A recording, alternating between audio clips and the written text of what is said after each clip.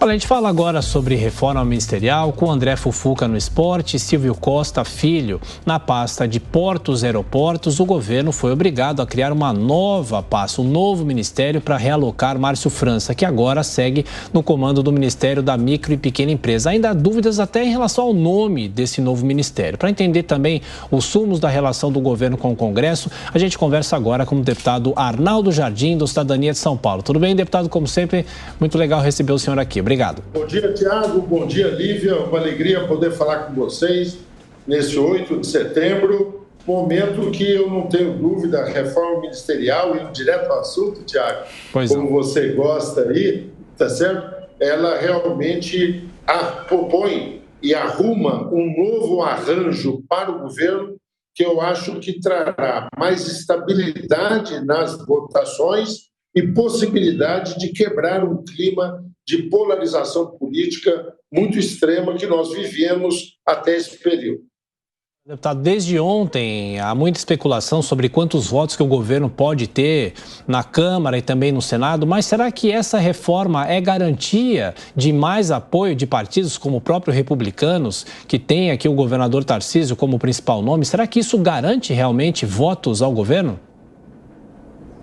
Olha, eu acho que é muito difícil, Tiago, a gente vê o seguinte, olha, nomeou ontem uma determinada pessoa para o ministério e amanhã o partido passa a votar. Eu quero me remeter a dois momentos que nós tivemos importantes, que foi a votação do arcabouço fiscal e o momento da reforma tributária. Naquele momento, e coordenado muito pelo presidente Lira, o governo constituiu uma base sólida que lhe permitiu aprovar temas que eram muito valiosos. Ou seja, nesse instante, a entrada no Ministério de um egresso, André Fufuca, do PP, Silvio Costa, do PR, é mais do que abrir um novo momento. Ela dá sequência a um entendimento que já vinha se processando. Nós já tivemos vários parlamentares, não só do PP, do PR, mas parlamentares que estavam no núcleo ali na Câmara, votando em sintonia com o governo em pontos importantes. Então, eu acho que essa reforma consolida essa maioria. Nesse ponto, inclusive, deputado, eu estava lendo aqui a próxima cabeça que é senador. Deputado, inclusive sobre esse ponto que eu quero tratar mais com o senhor, porque há essa divisão que o senhor destacou para a gente, tanto no Republicanos como também no Progressistas. Se já havia essa ala que votava favoravelmente a propostas e pautas do governo, não parece que, às vezes, essa entrada de integrantes na base do governo, mas não do partido como um todo, o próprio Republicanos disse ontem que vai permanecer independente, não parece um movimento talvez vazio? As exigências não vão continuar acontecendo por parte desses partidos ao governo federal? Lívia, eu acho que o processo que nós estamos vivendo é uma migração em direção ao centro. É uma diminuição de uma polarização muito concentrada e até radicalizada que nós vivemos. Nós tínhamos um polo em torno do presidente Bolsonaro, que eu acho que continuará existindo, pessoas menos talvez numa relação pessoal e mais numa relação de ideias. Eu estou falando da defesa do livre mercado, da defesa de algumas reformas estruturais, do cuidado com relação à responsabilidade fiscal. E nós tínhamos, de outro lado, o próprio presidente Lula preso a uma retórica muito vinculada ao seu partido. Quando no debate do arcabouço, nós vimos que o debate, antes de chegar à Câmara, ao Congresso Nacional, foi um debate interno. Haviam correntes do PT contrário ao arcabouço. Havia correntes que muito sintonizados, como, por exemplo, o economista o André Lara Rezende, propunha um incremento de gastos públicos sem o cuidado de responsabilidade fiscal. Essa batalha interna dentro do governo foi vencida pelo ministro Haddad. E um conjunto de parlamentares, e aí eu me incluo, eu não sou da base do governo, mas que defende a responsabilidade fiscal, passamos e perfilamos ao lado da tese do arcabouço. Com relação à reforma tributária, também nós tínhamos um núcleo inicial do governo, eu estou dizendo, do próprio PT, que era contra a proposta de reforma tributária, e acabou prevalecendo isso. Então, acho que nós estamos vendo um momento em que as posições mais concentradas, Lula, Bolsonaro, Bolsonaro e Lula, perdem força. O Lula altera o perfil quando vai em direção ao centro. Nós devemos imaginar que o protagonismo que já tem o Congresso em questões relevantes, eu acho que vai continuar e vai abrir, é o que eu imagino, um espaço, meu caro Tiago, Lívia, para que agora, no segundo semestre, logo agora na retomada dos trabalhos, uma série de outros pontos possam se desenvolver. Nós temos o PL 414, que organiza o setor elétrico.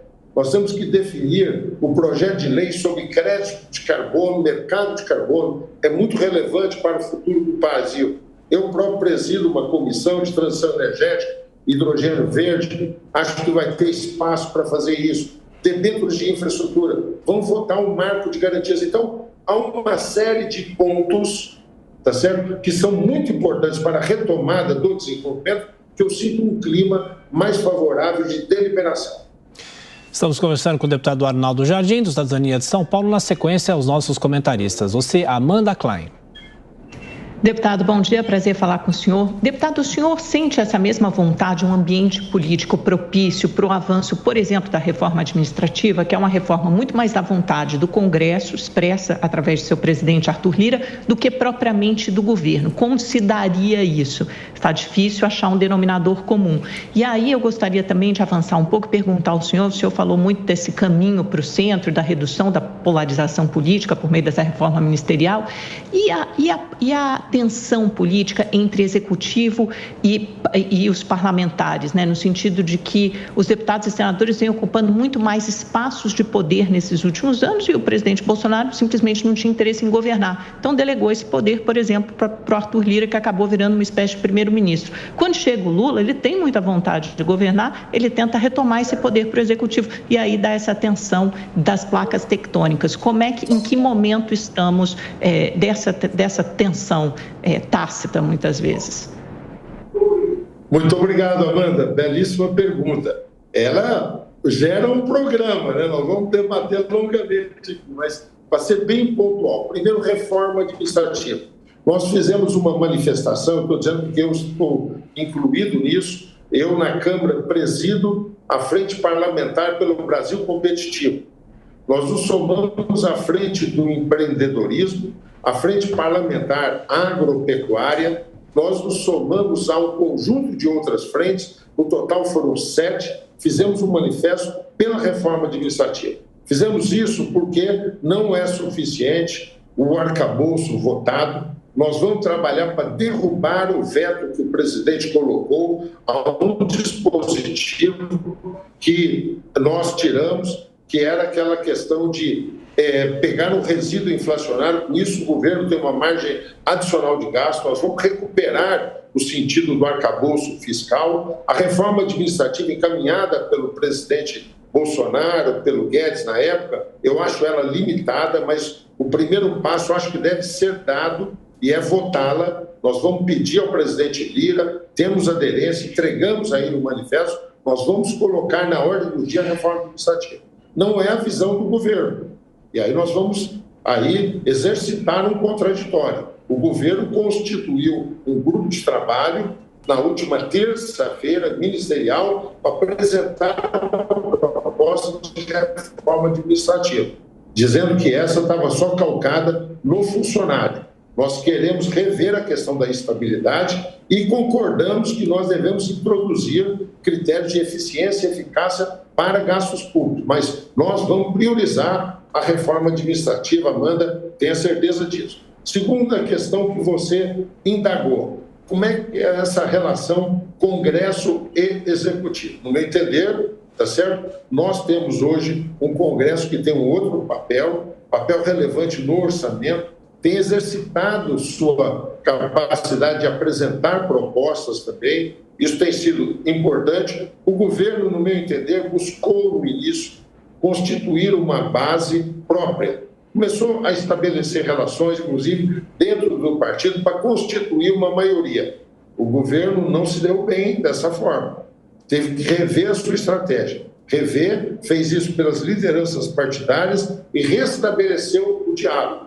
Então, eu considero que houve um primeiro momento em que o governo buscou constituir uma base per si e agora reconheceu o papel das lideranças e repactou uma forma de relacionamento, que será para dar estabilidade ao governo, mas não espere, Amanda, que seja uma estabilidade automática. É uma estabilidade positiva, em que o parlamento vai exercer também a sua posição, vai apresentar ideias, vai apresentar propostas e vai dialogar com o governo.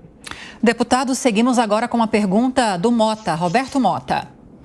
Bom dia, deputado. Eu vou mudar um pouquinho o tema. Ontem nós demos aqui a notícia de uma previsão de safra recorde de grãos no Brasil nesse ano, de 313 milhões de toneladas.